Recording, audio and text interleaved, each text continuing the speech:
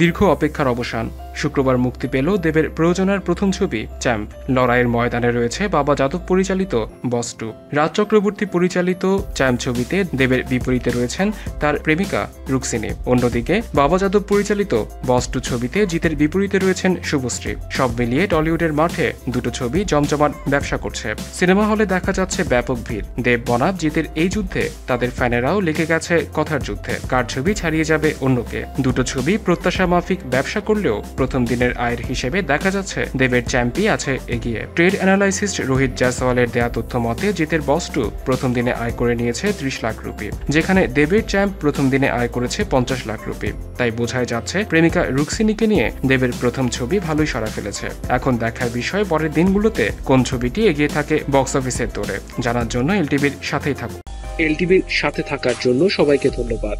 বিনোদন জগতের সর্বশেষ সব খবরের আপডেট পেতে আমাদের সাবস্ক্রাইব করতে ভুলবেন না।